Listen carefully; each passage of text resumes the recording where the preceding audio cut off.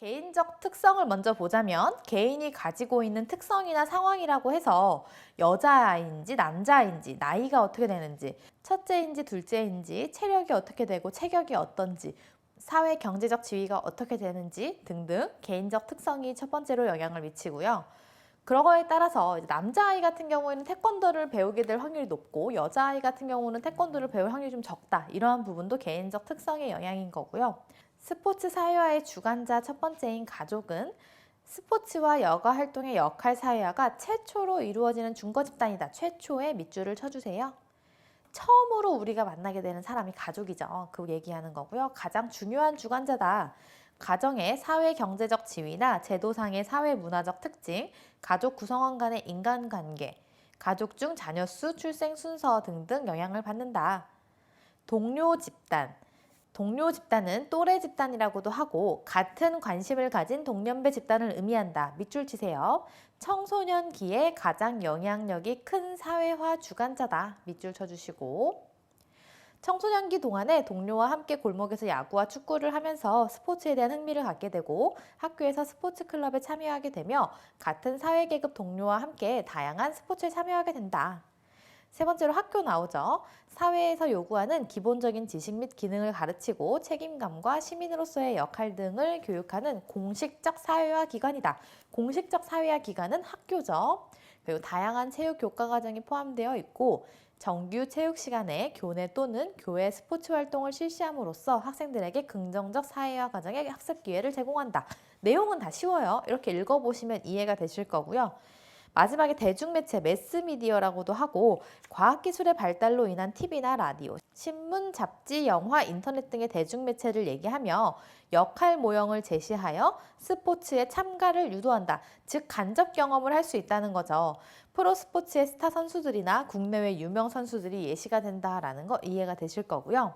디귿, 사회적 상황 같은 경우에는 동의어로 사회화 상황, 사회화 특성이라고도 하고 아까 옆에서 얘기했던 게 참가 당시의 주변 상황이다 라고 말씀드렸어요. 우리가 개인적으로 어떠한 특성을 갖고 있는지 혹은 스포츠 참가에 영향을 미치는 사람들의 영향도 받지만 또 마지막으로 상황적 영향도 받는다는 거예요.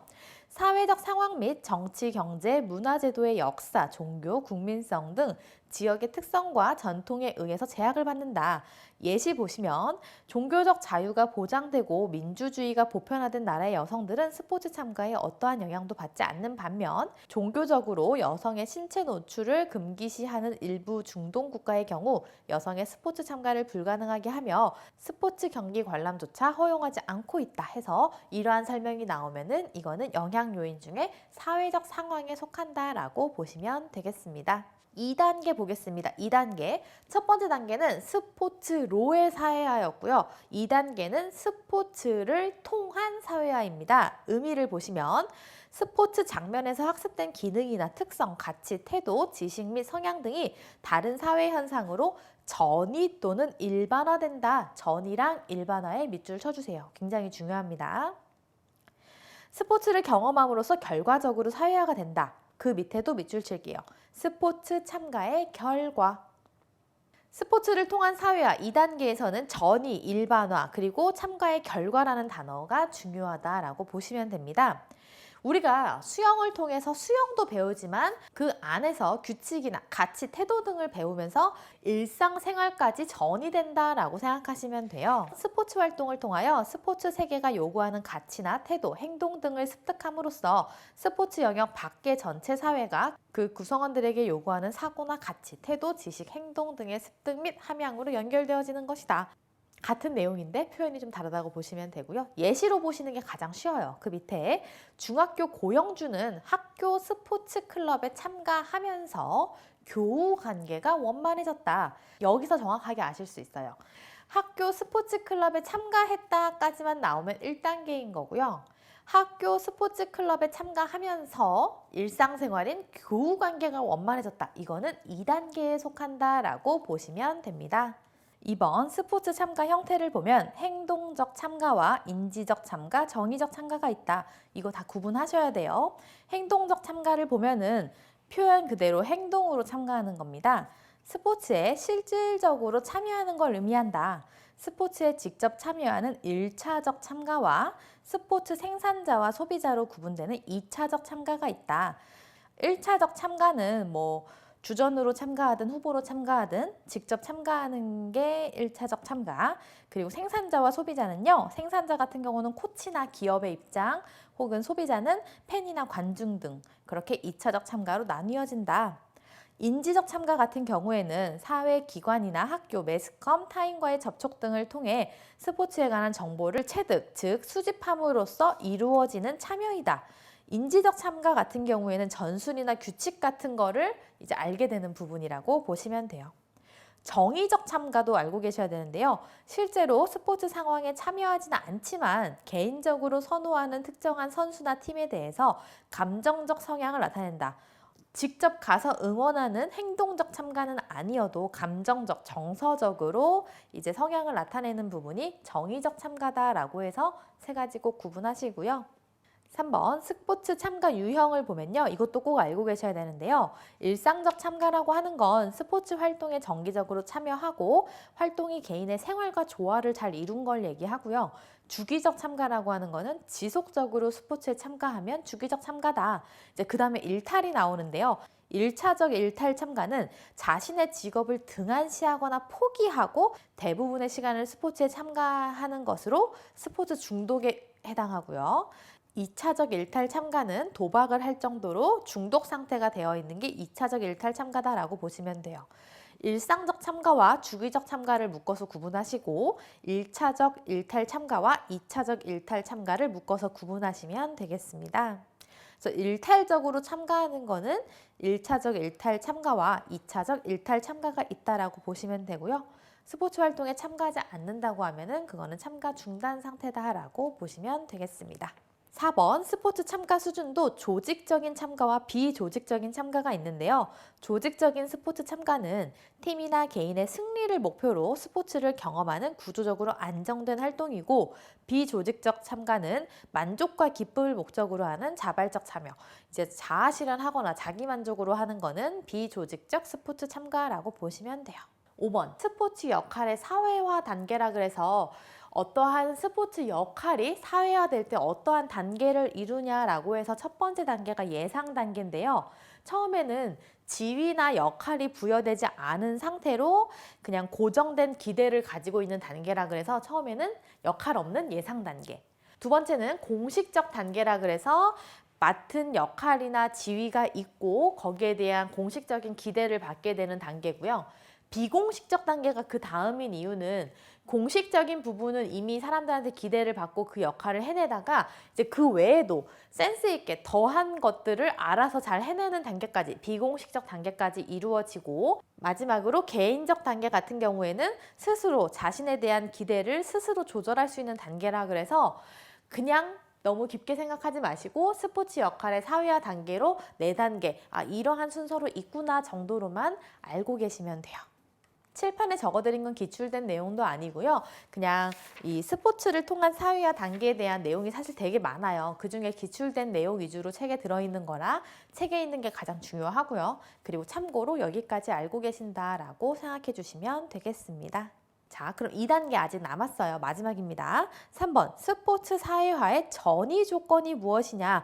어떠한 조건으로 전이가 되느냐라고 봤을 때 첫 번째 스포츠 참가 정도라고 해서 스포츠 활동 참가의 빈도나 강도나 기간에 따라서 역할의 전이성이 달라진다. 그리고 스포츠 참가의 자발성 여부라고 해서 자발적 참여가 당연히 전이 효과가 더 크다. 스포츠 참가자의 개인적 사회적 특성이 어떠한지 혹은 사회화 주관자의 위신과 위력이 어떠한지 즉 클 때 더 전이 효과가 크고 마지막으로 사회적 상호작용의 형태라 그래서 사회화 관계의 본질성이라고도 하는데요. 지도자와 참가자의 상호작용이 본질적이고 내면적일수록 긍정적으로 전이된다. 즉 수단적인 것보단 본질적일 때 더 전이가 잘 된다라고 해서 스포츠 사회화의 전이 조건 5개 나와 있죠. 이거 모두 다 이름이랑 설명이랑 다 알고 계셔야 돼요. 전이가 될 때는 참가한 정도, 빈도나 강도, 기간이 어떠한지, 빈도라고 하면은 얼마나, 몇 번, 자주, 얼마나 반복했는지, 강도라고 하는 거는 뭐 그냥 즐기는 정도인지 아니면 열심히 하는 정도인지, 전문성을 가진 정도인지, 기간이 얼마나 됐는지도 당연히 영향을 받고, 자발적으로 참여했는지, 그리고 개인적, 사회적 특성이 어떤지, 사회와의 주관자의 위력이 큰지, 그리고 본질적, 내면적으로 상호작용하는지의 여부가 이제 전이 조건이다. 꼭 알고 계시면 되겠습니다.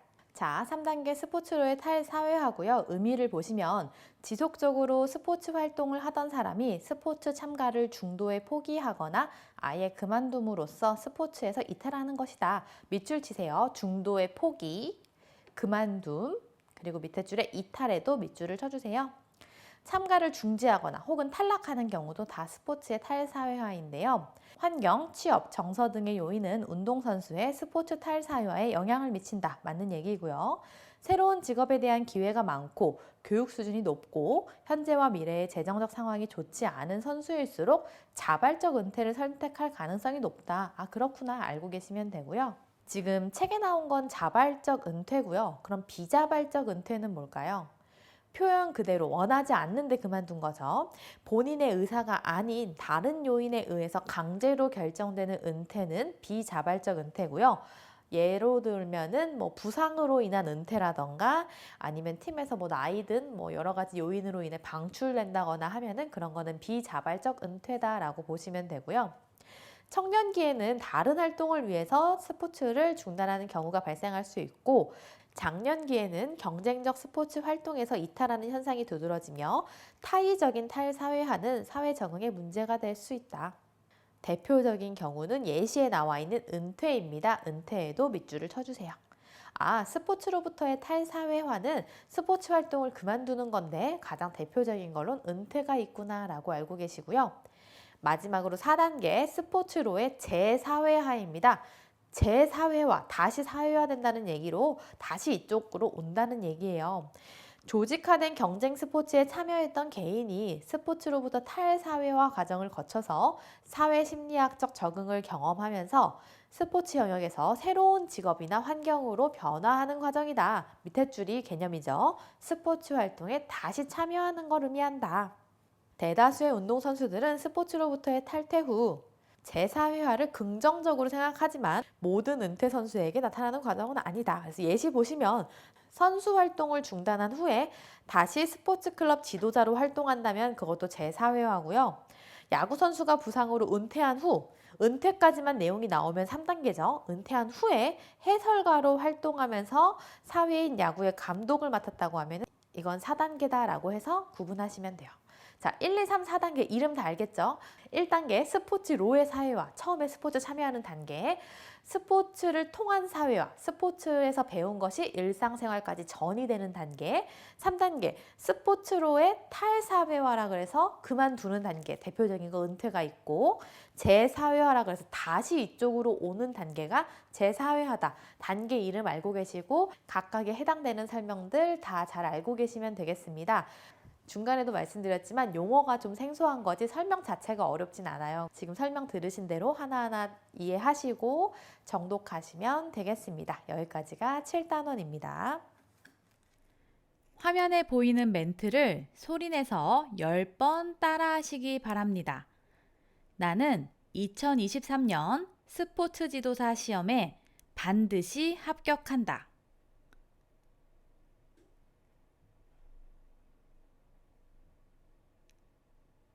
꼭 10번을 소리내서 반복하시기 바랍니다. 소리내서 따라하시면 반드시 시험에 합격합니다. 고생하셨습니다.